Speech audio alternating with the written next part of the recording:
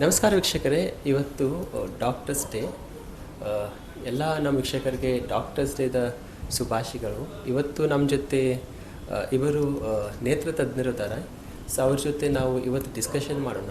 ಈ doctors day ವಿಶೇಷತೆ ಏನಂದರೆ, ನೇತ್ರದರ್ಶನ್ ಐ ಹಾಸ್ಪಿಟಲ್, ಡಾಕ್ಟರ್ ಯೂನಿಟಾ ಅಗರ್ವಾಲ್ ಐ ಹಾಸ್ಪಿಟಲ್ ಇಲ್ಲಿ ಕಳೆದ 15 ವರ್ಷಗಳಿಂದ ಇವರು ಸೇವೆ ಸಲ್ಲಿಸಿದ್ದಾರೆ. ಹೀಗಾಗಿ 80,000ರಿಂದ 70,000ವರೆಗೆ ಅವರು ಇನ್ನೂವರೆಗೆ ಏನು ಸರ್ಜರಿ ಮಾಡಿದ್ದಾರೆ. ಹೀಗಾಗಿ ಅವರ ಅನುಭವವನ್ನು ನಾವು ಇವತ್ತು ಕೇಳೋಣ. ಯಾಕಂದರೆ ಇವತ್ತು ಡಾಕ್ಟರ್ಸ್ ಡೇ, ಹೀಗಾಗಿ ಇಡೀ ದೇಶದಂತೆಯೇ ಇಡೀ ಜಗತ್ತಿನೇ ಆಚರಣೆ ಮಾಡ್ತಾಯಿದೆ. ಡಾಕ್ಟರ್ ಅಂದರೆ ಒಂದು ದೇವರು, ಅವರಿಗೆ ದೇವರಂತನೇ ಎಲ್ಲರೂ ನೋಡ್ತಾರೆ. ಹೀಗಾಗಿ ನಮ್ಮ ಜೊತೆ ಇದ್ದಾರೆ ಇವತ್ತು ಡಾಕ್ಟರ್ ಅಲ್ಬೇಸ್ ಸರ್ ಮತ್ತು ಡಾಕ್ಟರ್ ಸಚಿನ್ ಮಾವುಲಿ ಸರ್. ಸರ್, ಏನು ಹೇಳ್ತೀರಿ? ಇವತ್ತು ಡಾಕ್ಟರ್ಸ್ ಡೇ ಇದೆ, ಏನು ಹೇಳ್ತೀರಿ? ಡಾಕ್ಟರ್ಸ್ ಡೇ ಅಂದರೆ why the doctors day is celebrated. ಅದು ಚೀಫ್ ಮಿನಿಸ್ಟರ್ ಆಫ್ ಇದು ಬೆಂಗಾಲ್ ಇದ್ದರು, ವೆಸ್ಟ್ ಬೆಂಗಾಲ್, ಅವ್ರದ್ದು ಬಿಸಿ ರಾಯ್, ಅದ್ರ ಸಂಬಂಧ ಈ ಡಾಕ್ಟರ್ಸ್ ಡೇ ಬಂತು. This is a international doctors day today. ಮತ್ತು what I would tell as a doctor, it's a noble profession, and we get the respect from the patients and the empathy from the patients also, and our wish indra ನಾವು profession ಮಾಡ್ತೇವೆ.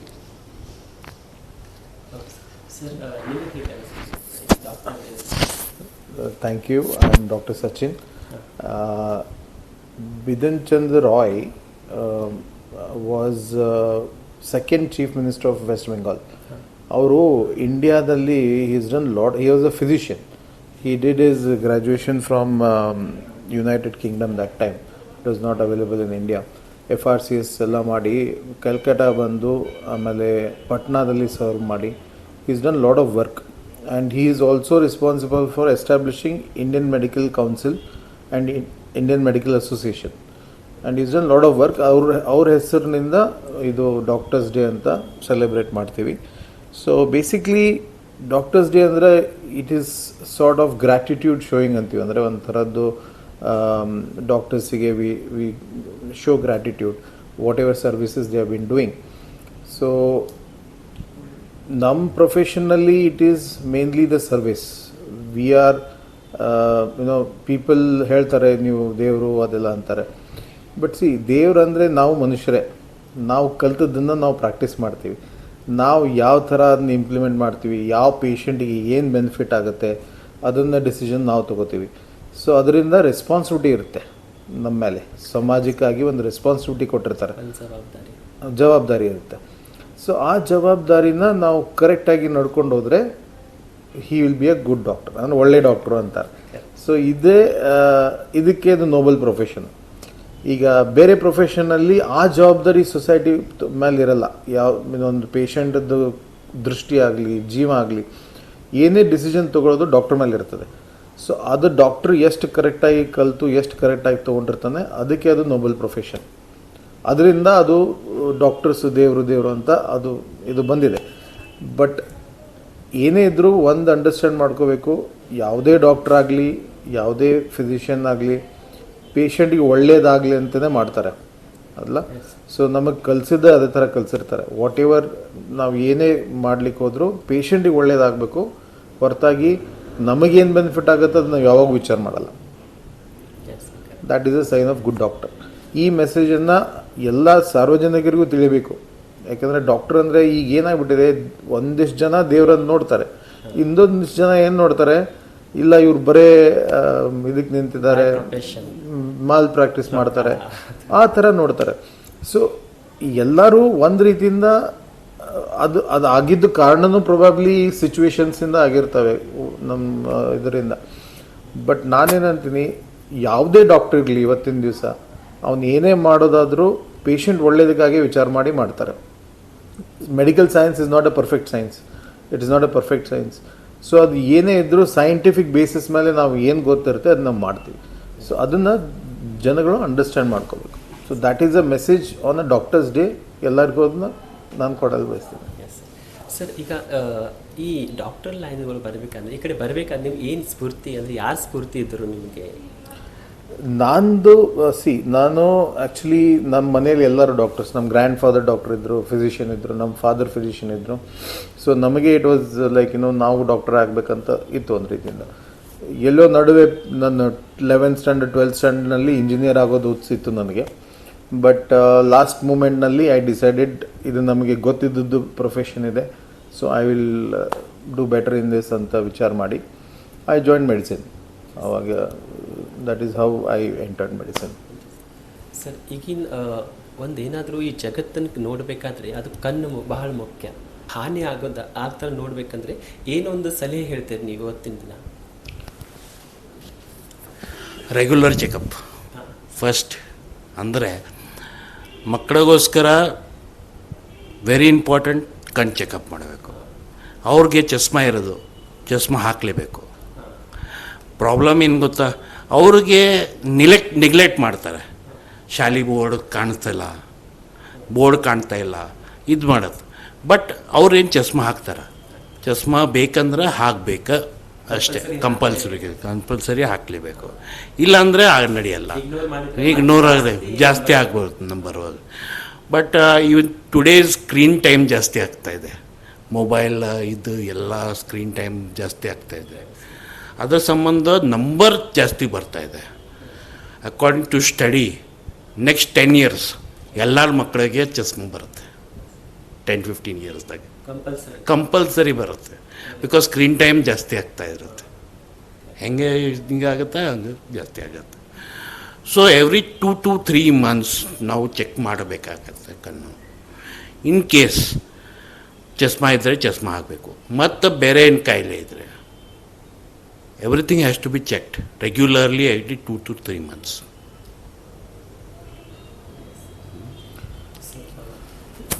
ಇನ್ನೊಂದು sir, ಈಗ mobile ಇತ್ತೀಚಿನ ದಿನಗಳಲ್ಲಿ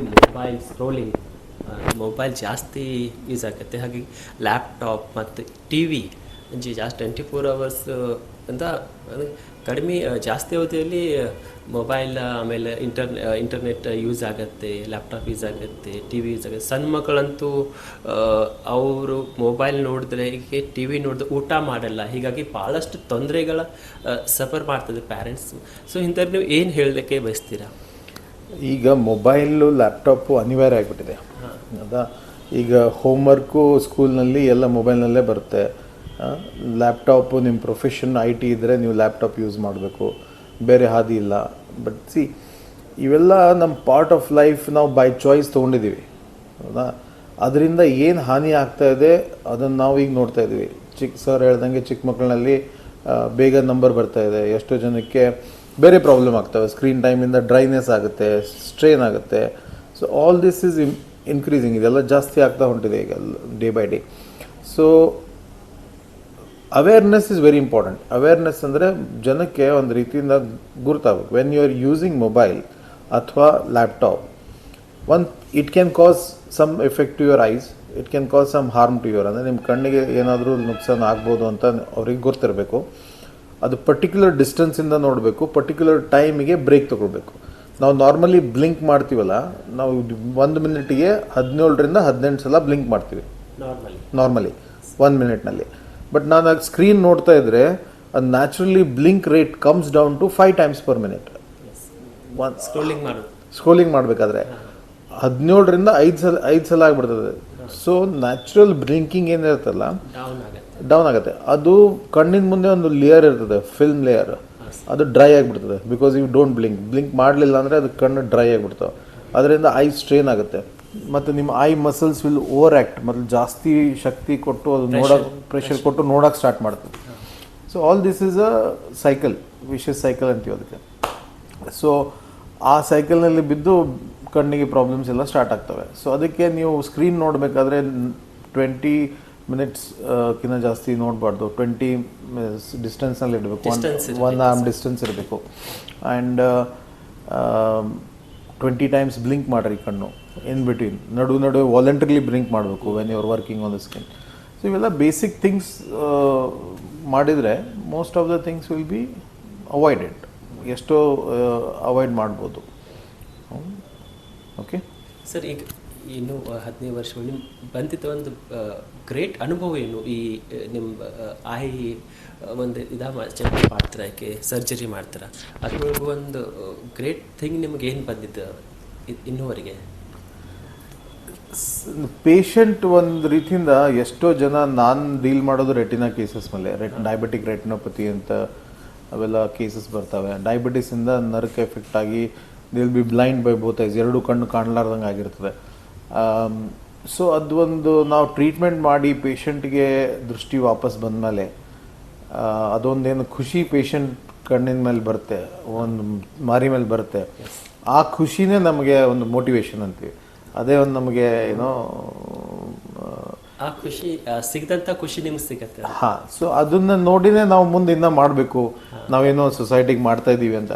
ಈಗ example ಹೇಳ್ಬೇಕಂದ್ರೆ 50 years old ಅವನೇ ಒಬ್ಬನೇ bread earner of the family, ಅವನಿಗೆ ಡಯಾಬಿಟಿಸ್ ಆಗಿ ಅವನಿಗೆ ಕಣ್ಣು ಹೋಗ್ಬಿಟ್ರೆ ಅವ್ರ ಮನೆಯಲ್ಲೆಲ್ಲ ದುಡಿಯೋರೇ ಯಾರಿರಲ್ಲ. So he is a main.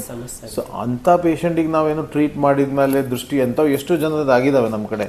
So ಅಂಥ ಪೇಷಂಟಿಗೆ ದೃಷ್ಟಿ ಬಂದು ಮತ್ತೆ ಕೆಲಸ ಮಾಡಿ ಆ ಫ್ಯಾಮಿಲಿ ಸಪೋರ್ಟ್ ಮಾಡೋದು, ಇದು ನಾವು ಬರೀ ಒಂದು ಮನುಷ್ಯನಿಗೆ ಟ್ರೀಟ್ ಮಾಡಲ್ಲ. We are treating the family, we are treating the society by and large. So ಅದೇನು ಖುಷಿ ಇರುತ್ತಲ್ಲ, that is the biggest thing what we look for. Sir ನೀವೀಗ ಹೇಳಿದೆ ರೆಟಿನಾ ಒಳಗೆ ನೀವು ಎಕ್ಸ್ಪರ್ಟ್ ಇದ್ದೀರಂತ, ಆ ಥರ ಅದರೊಳಗೆ ಕೆಲಸ ಮಾಡ್ತಾ ಇದ್ರಿ. ಸೊ ಹೈ ಟೆಕ್ನಾಲಜಿ ಬಳಕೆ ಇನ್ನೂವರೆಗೆ ನೀವು ಯಾವ ಥರ ಮಾಡಿದ್ರಿ, ಇಲ್ಲಿ ಯಾವ ಪೇಷಂಟ್ ಮೇಲೆ ಮಾಡಿದಿರಿ ಅಂತ? ಭಾಳಷ್ಟು ಜನ ನಮ್ಮದೆಲ್ಲ ಈಗ ನಾವು ರೆಟಿನಾ ಕೇಸಸ್ ಅಂದರೆ ಈಗ ಟೆಕ್ನಾಲಜಿ ಇಷ್ಟು ಅಡ್ವಾನ್ಸ್ ಆಗಿದೆ. ಮೊದಲ ರೆಟಿನಾ ಕಲಿಬೇಕಾದ್ರೆ ಎಲ್ಲ ಕಣ್ಣಿನಲ್ಲಿ ಕಟ್ ಮಾಡಿ ಇದನ್ನ ಮಾಡಿ ಸರ್ಜರಿ ಮಾಡ್ತಿದ್ವಿ. ಈಗ ಕಟ್ ಮಾಡೋದೇನೂ ಬೇಕಾಗೋದೇ ಇಲ್ಲ. ಈಗ ಜಸ್ಟ್ ಕೀ ಹೋಲ್ ಮಾಡ್ತೀವಿ ಮತ್ತು ಲೇಸರ್ ಮಾಡ್ತೀವಿ ರೆಟಿನಾ ಕೂಡ್ಸೋಕ್ಕೆ. So lot of things have come. ಭಾಳಷ್ಟು ಇಂಪ್ರೂವ್ಮೆಂಟ್ ಆಗಿದೆ.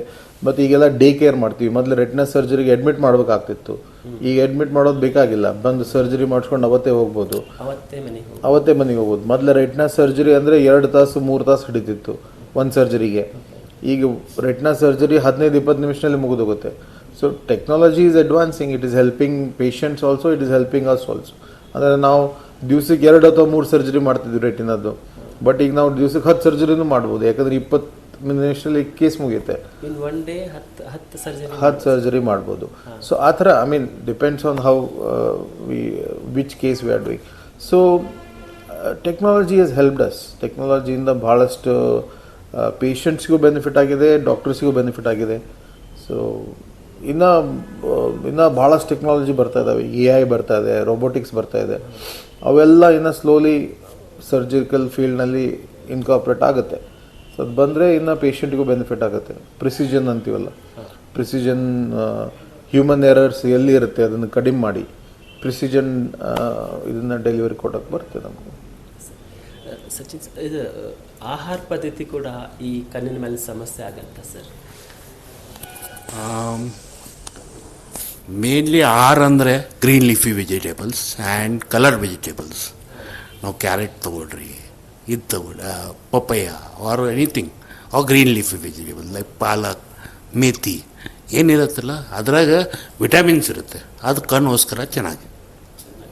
That is more of vitamin C, vitamin E, vitamin E ಚೆನ್ನಾಗಬಹುದು, ಮುಂದೆ ದೃಷ್ಟಿನೂ ಚೆನ್ನಾಗಾಗುತ್ತೆ. ಈಗಿನ ಪಾಲಕರಿಗೆ ನೀವು ಏನು ಹೇಳಕ್ಕೆ ಬಯಸ್ತೀರಿ? ಈ ಹುಡುಗರು 24 hours ಮೊಬೈಲ್ ಮೇಲೆ ಇರ್ತಾರೆ. ಸೊ ಅದಕ್ಕೂ ಒಂದು ಸ್ಟಡಿ ಪ್ರಕಾರ ಹೆಡ್ಗೂ ಕೂಡ ಏನು ಸಮಸ್ಯೆ ಆಗುತ್ತೆ, ಮೆಮರಿ ಪವರ್ ಆಗ್ತೆ ಅಂತ ಇನ್ನು ಕೆಲವೊಂದು ನೀವು ವರದಿಗಳಾಗಿದ್ದಾವೆ. ಇದ್ರ ಬಗ್ಗೆ ನೀವೇನು ಹೇಳ್ತೀರಿ? ಕಂಟಿನ್ಯೂಸ್ ಸ್ಕ್ರೋಲ್ ಮಾಡಿದರೆ important is your eye is getting this and eyes like camera, ಒಂದು ಕ್ಯಾಮೆರಾ ಥರ ಇದೆ. ಅದು ಬ್ರೈನ್ದಾಗ ಹೋಗುತ್ತೆ. Brain does not analyse much in fact what input the video and ಏನು ಕೊಡ್ತಾರಲ್ಲ ಅದು ಇಂಪಾರ್ಟೆಂಟ್ ನಮಗೆ ಬ್ರೈನ್ಗೆ ಅಷ್ಟೇ ಬರ್ತಾರೆ. ಆ್ಯಂಡ್ ಟುಡೇ ಏನು ವಾಟ್ಸಪ್ ಏನು ಬರ್ತಾಯಿದೆ, ವಾಟ್ಸಪ್ ಯೂನಿವರ್ಸಿಟಿ ಹೇಳ್ತಾರೆ, ಅದರದ್ದು ಇಫೆಕ್ಟ್ ಏನಂದರೆ there is positive and negative effect ಇರುತ್ತೆ. ನೆಗೆಟಿವ್ ಅಂದರೆ ಸಮ್ ಮಿಸ್ಲೀಡಿಂಗ್ ಇನ್ಫಾರ್ಮೇಷನ್ ಏನಾಗ್ಬೋದು, 15 ಮಿನಿಟ್ಸ್ದಾಗ ಆಗಬೇಕು, ಯಾವ್ದಾರು ಆಗ್ಬೋದು. That difference makes lots of difference to the patient as such. And ಪೇಷಂಟ್ಗೆ ಎಜುಕೇಷನ್ ಭಾಳ ಕಡಿಮೆ ಇರುತ್ತೆ.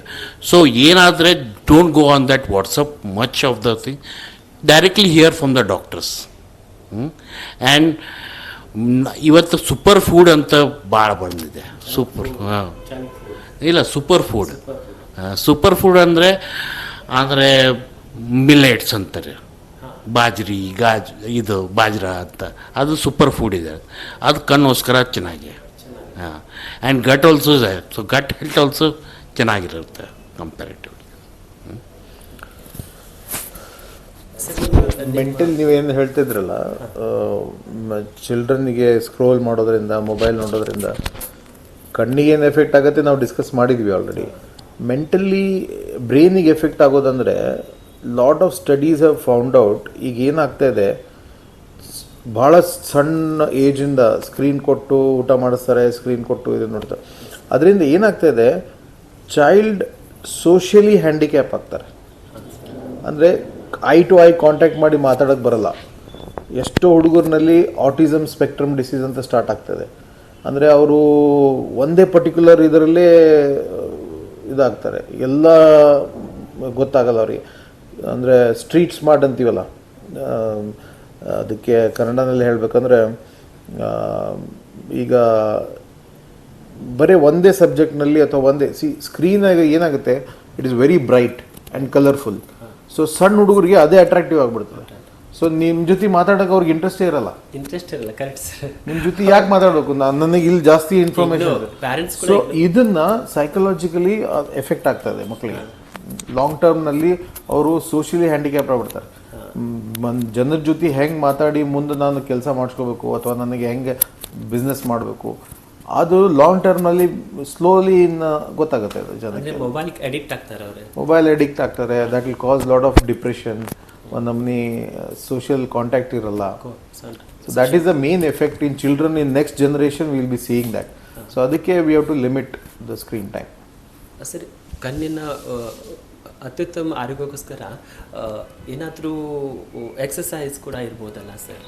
ಕಣ್ಣು, see God is created eye in such a way, ಅಂದರೆ ಕಣ್ಣಿನಲ್ಲಿ ಅದು ಮೂಮೆಂಟ್ ಆಗೋಕ್ಕೆ ಸಾಕಷ್ಟು ಮಸಲ್ಸ್ ಕೊಟ್ಟಿದ್ದಾರೆ. ಆ್ಯಂಡ್ ಕಣ್ಣು ಡೈಲಿ ಮೂಮೆಂಟ್ ಮಾಡ್ತಾನೆ ಇರುತ್ತೆ, ಎಷ್ಟು ನ್ಯಾಚುರಲಿ ಮೂಮೆಂಟ್ ಆಗ್ತಾ ಇದೆ.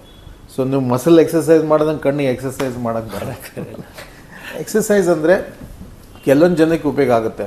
ಯಾರಿಗೆ ಕಣ್ಣಲ್ಲಿ ಕಾನ್ಸಂಟ್ರೇಷನ್ ಒಂದೊಂದು ಪಾಯಿಂಟಿಗೆ ಡಬಲ್ ಕಾಣಿಸೋದಾಗಲಿ, ಕಾನ್ವರ್ಜೆನ್ಸ್ ಡಿಸಫಿಷಿಯನ್ಸಿ ಅಂತೀವಿ, ಅಂದರೆ ಮಸಲ್ ವೀಕ್ ಇದ್ದರೆ ಅವ್ರಿಗೆ ಸ್ವಲ್ಪ ಎಕ್ಸಸೈಸಸ್, ಪೆನ್ಸಿಲ್ ಪುಷಪ್ಸು ಅವು ಇವೆಲ್ಲ ಹೇಳ್ತೀವಿ ನಾವು. ಬಟ್ ಆ್ಯಸ್ ಸಚ್ ನಾರ್ಮಲ್ ಪೇಷಂಟ್ಸಿಗೆ, ನಾರ್ಮಲ್ ಪರ್ಸನ್ನಿಗೆ ಕಣ್ಣಲ್ಲಿ ಡೈಲಿ ಎಕ್ಸಸೈಸ್ ಮಾಡಬೇಕು ಅನ್ನೋದಂತ ಏನಿರಲ್ಲ. ಬೆಸ್ಟ್ ಎಕ್ಸಸೈಸ್ ಅಂದರೆ 20 ಟೈಮ್ಸ್ ಬ್ಲಿಂಕ್ ಮಾಡಿರಿ, ಸಾಕಷ್ಟು ನೀರು ಕುಡೀರಿ, ವೆಜಿಟೇಬಲ್ಸ್ ಆ್ಯಂಡ್ ವಿಟಮಿನ್ಸ್ ಸರ್ ಹೇಳ್ದಂಗೆ ತೊಗೊಳ್ರಿ, ದಟ್ ಈಸ್ ಇನಫ್.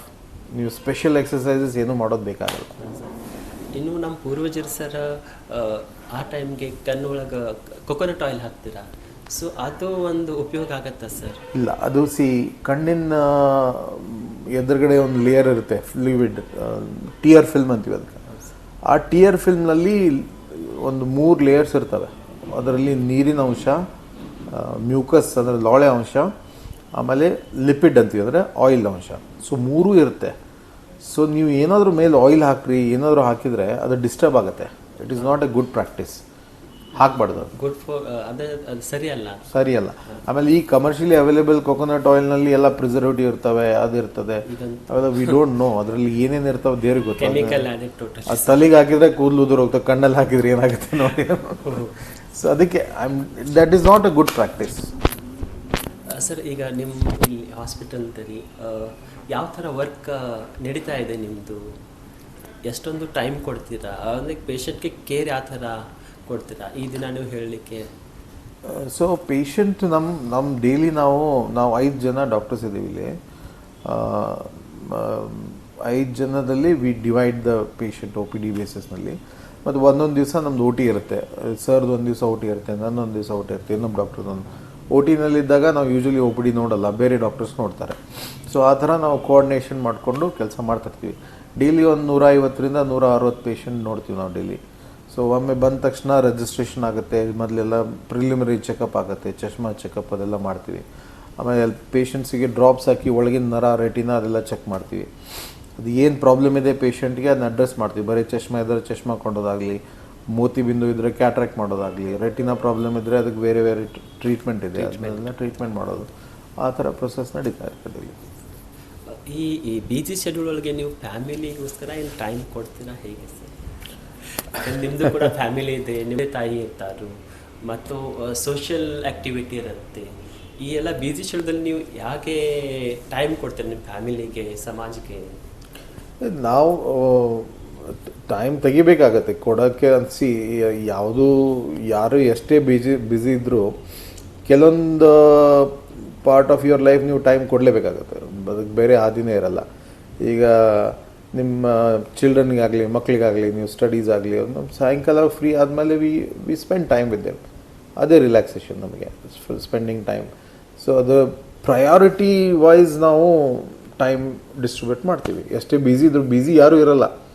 ನಿಮಗೆ ಮಾಡೋ ಕೆಲಸ ಬೇಕಂದರೆ ನೀವು ಮಾಡ್ತೀರ, ನೀವು ಬ್ಯುಸಿ ಅನ್ನಲ್ಲ ಅದಕ್ಕೆ. ಸೊ ಆ ಥರ ಪ್ರಯಾರಿಟೈಸ್ ಯುವರ್ ರಿಕ್ವೈರ್ಮೆಂಟ್. ಸೊ ಆ ಥರ ನಾವು ವಿ ಮ್ಯಾನೇಜ್. ಸರ್, ಇವತ್ತು ಇಂಟರ್ನ್ಯಾಷನಲ್ ಡಾಕ್ಟರ್ಸ್ ಡೇ. ಸೊ ಇವತ್ತಿನ ನಿಮ್ಮ Netradarshan eye hospital, unit of doctor Agarwal eye ಹಾಸ್ಪಿಟಲ್ನಲ್ಲಿ ಏನಾದರೂ ಸ್ಪೆಷಲ್ ಕೊಡೋಕ್ಕೆ ಪ್ರಯತ್ನ ಮಾಡ್ತೀರಾ ನಿಮ್ಮ ಈ ಪೇಷಂಟ್ಗಳಿಗೆ? ಜನರಲಿ ನಾವು we do lot of free checkup camps, awareness meeting. Awareness ಅಂದರೆ ಎಷ್ಟೋ ಪೇಷಂಟ್ಸಿಗೆ ಕಣ್ಣಿನ ರೋಗ ಬಗ್ಗೆ ಮಾಹಿತಿ ಕೊಡೋದಾಗಲಿ ಅವೆಲ್ಲ ಮಾಡ್ತಾನೆ ಇರ್ತೀವಿ. So Uday is there, he keeps doing all this promotional for benefit for the patient. So ಆ ಥರ ಫ್ರೀ ಚೆಕಪ್ಸು ಇವೆಲ್ಲ ಮಾಡ್ತೀವಿ. That is the main thing. So ನಿಮ್ಮ ಹಾಸ್ಪಿಟಲ್ ಬಗ್ಗೆ ಸ್ವಲ್ಪ ಹೇಳ್ತೀರಾ? ಯಾವ ಥರ ವರ್ಕ್ ಆಗುತ್ತೆ, ಏನೆಲ್ಲ ಮಾಡ್ತೀರಿ? ಸೊ ಎಲ್ಲಿ ಬಂತು ನಿಮ್ಮ ಹಾಸ್ಪಿಟಲ್ ಆ್ಯಕ್ಚುಲಿ? ಸೊ ನಮ್ಮ ಹಾಸ್ಪಿಟ್ಲು ನಾನು 15 years ಬ್ಯಾಕ್ ನಾವು ಸ್ಟಾರ್ಟ್ ಮಾಡಿದ್ದೆ, ಅಲ್ಪೇಶ್ ಸರ್ ನಾವು ಕೂಡಿ. ಇದು ಬೆಲ್ಗಾಮ್ದು first super specialty eye hospital. First super specialty eye hospital ಬೆಲ್ಗಾಮ್ನಲ್ಲೇ ಫಸ್ಟ್. ಅವಾಗ ಇಂಡಿವಿಜುವಲ್ ಪ್ರಾಕ್ಟೀಷನರ್ಸ್ ಇದ್ರು, ಎಲ್ಲರೂ ಮೋತಿ ಬಿಂದು ಅದೆಲ್ಲ ಮಾಡ್ತಾಯಿದ್ರು. ಸೂಪರ್ ಸ್ಪೆಷಾಲಿಟಿ ಅಂತ ಸ್ಟಾರ್ಟ್ ಮಾಡಿದ್ದು ನಾವು ಫಸ್ಟ್ ಸ್ಟಾರ್ಟ್ ಮಾಡಿದ್ವಿ. ಸೂಪರ್ ಸ್ಪೆಷಾಲಿಟಿ ಅಂದರೆ ಎಲ್ಲ ಕಣ್ಣಿಂದ ಎಲ್ಲ ಡಿಫ್ರೆಂಟ್ ಪ್ರಾಬ್ಲಮ್ಸಿಗೆ ನಾವು ಟ್ರೀಟ್ಮೆಂಟ್ ಮಾಡೋದನ್ನು, ಕಾರ್ನಿಯಾ ಆಗಲಿ, ರೆಟಿನಾ ಆಗಲಿ, ಕ್ಯಾಟ್ರಾಕ್ಟ್ ಆಗಲಿ, ಗ್ಲೋಕೋಮಾ ಆಗಲಿ. ಸೊ ಆ ಥರ ಬೇರೆ ಬೇರೆ ಡಿಪಾರ್ಟ್ಮೆಂಟ್ಸನ್ನು ನಾವು ಸ್ಟಾರ್ಟ್ ಮಾಡಿದ್ದು 15 years ಬ್ಯಾಕ್. ಸೊ ಅವಾಗಿಂದ ವಿ ಬೀನ್ ಗ್ರೋಯಿಂಗ್. ಈಚ್ ಡಿಪಾರ್ಟ್ಮೆಂಟ್ನಲ್ಲಿ ನಮ್ಮದು ಬೇರೆ ಬೇರೆ ಎಕ್ವಿಪ್ಮೆಂಟ್ಸ್ ಆಗಲಿ, ಏನೇನು ಲೇಟೆಸ್ಟ್ ಟೆಕ್ನಾಲಜಿ ಇದೆ ಅದನ್ನ ಇನ್ಕಾರ್ಪೊರೇಟ್ ಮಾಡೋದಾಗಲಿ, ಅದನ್ನೆಲ್ಲ ನಾವು ಮಾಡ್ತಾನೇ ಇದ್ದೀವಿ. ಕಾನ್ಸ್ಟೆಂಟ್ಲಿ ಅಪ್ಗ್ರೇಡ್ ಮಾಡ್ಕೊತಾನೇ ಇದ್ದೀವಿ. ಮತ್ತು ಮೋಸ್ಟ್ ಇಂಪಾರ್ಟೆಂಟ್ ಅಂದರೆ ಸರ್ವಿಸಸ್. ಈ ನಮ್ಮ ಎಲ್ಲ ಡಾಕ್ಟರ್ಸಿಗೆ ನೀವು ಇಂಟರ್ವ್ಯೂ ಮಾಡಿದರೆ ನಿಮ್ಗೆ ಗೊತ್ತಾಗುತ್ತೆ. First and most important in our hospital is patient care, patient services. And ಕರೆಕ್ಟಾಗಿ ಟ್ರೀಟ್ಮೆಂಟ್ ಆಗಬೇಕು ಪೇಷಂಟಿಗೆ. And results ಮೊದಲಾಗ್ತದೆ. ಹಾಂ, ಅದು ರಿಸಲ್ಟ್ಸ್ ಏನು ಬರುತ್ತಲ್ಲ, ಅದು ಏನು ಕರೆಕ್ಟಾಗಿ ರಿಸಲ್ಟ್ಸ್ ಬರೋದು, ಅದು ನಮ್ಮೆಲ್ಲ ಡಾಕ್ಟರ್ಸು ಅದನ್ನ ಶ್ರದ್ಧೆಯಿಂದ ಅದನ್ನ ಮೇಂಟೈನ್ ಮಾಡ್ತಾಯಿದ್ದಾರೆ. ಅದರಿಂದನೇ ನಾವು ಗ್ರೋ ಆಗಿದ್ದು ಹಾಸ್ಪಿಟಲಿಂದ. So that is the main thing in hospital which. Sachin sir, ನೀವು ಏನು ಹೇಳಲಿಕ್ಕೆ ಬಯಸ್ತೀರಾ ನಿಮ್ಮ ಹಾಸ್ಪಿಟಲ್ ಬಗ್ಗೆ? ಫಸ್ಟ್ ಆಫ್ ಆಲ್, ನಮ್ಮದು staff is very cooperative and they have done maximum to this hospital. ನಮ್ಮ ಸ್ಟಾಫ್ ಬಗ್ಗೆ ಐ ಆಮ್ ಟೇಕಿಂಗ್ ನಮ್ಮ ಸ್ಟಾಫ್ 15 yearsಯಿಂದ ನಮ್ಮ ಕಡೆಯಿಂದ ಇದೆ. So they are doing all the work. We are seeing the patients, but after care is ನಮ್ಮ staff. So important ಇದ್ರೆ instruments ಅಲ್ಲ, doctors also and also the staff ಎಲ್ಲ, ರೈಟ್ ಫ್ರಮ್ ದ ಸೆಕ್ಯೂರಿಟಿ ಎಲ್ಲ ನೋಡ್ತಾ ಇದ್ದೀವಿ. And staff also very happy with us. That is the important part of it. If the staff is happy, the patient care also becomes happy. That's important for us. Human nature is more important than money is not that important, but most of the patient care and our staff is more important for us. Sir, ಇವತ್ತು international doctors day. So ಇಲ್ಲಿ ಬಂದ ಪೇಷಂಟ್ಗಂತೂ doctors ಗೊತ್ತಿಲ್ಲ ಕೆಲವೊಂದು ಜನರಿಗೆ. So ಅವರಿಗೆ ಒಂದು ತಿಳುವಳಿಕೆ ಯಾವ ಥರ, ಅಂದರೆ ವೆಲ್ಕಮ್ ಯಾವ ಥರ ಮಾಡಿದ್ರಿ ಏನೆಲ್ಲ ಸೆಲೆಬ್ರೇಷನ್ ಇಟ್ಕೊಂಡಿದ್ದೀರಾ ನಿಮ್ಮ ಕ್ಲಿನಿಕ್ ಒಳಗೆ, ಹಾಸ್ಪಿಟಲ್ ಒಳಗೆ? ಸೆಲೆಬ್ರೇಷನ್ ನಾವೇನು ಮಾಡಲ್ಲ ಯೂಶಲಿ ಜನರಲಿ. ಸ್ಪೆಷಲ್ ಏನಾದರೂ? ಇಲ್ಲ, ನಮ್ಮ ಸ್ಟಾಫ್ ಎಲ್ಲ ನಮ್ಮ ಡಾಕ್ಟರ್ಸಿಗೆ ಸೆಲೆಬ್ರೇಟ್ ಮಾಡೋಕ್ಕೆ ಒಂದು ಸ್ಮಾಲ್ ಫಂಕ್ಷನ್ ಇದು ಮಾಡಿದ್ದಾರೆ, ಪ್ಲ್ಯಾನ್ ಮಾಡಿದ್ದಾರೆ. ಆ ಥರ ಏನು ಸ್ಪೆಸಿಫಿಕ್ ಇದೇನಿಲ್ಲ, but just a small felicitation function ಅನ್ಬೋದು, ಆ ಥರ ಪ್ಲ್ಯಾನ್ ಮಾಡಿದ್ವಿ. ಸೊ ವೀಕ್ಷಕರೇ, ಇವತ್ತು ಏನಂತಂದರೆ ಇವತ್ತು ಇಂಟರ್ನ್ಯಾಷನಲ್ ಡಾಕ್ಟರ್ಸ್ ಡೇ.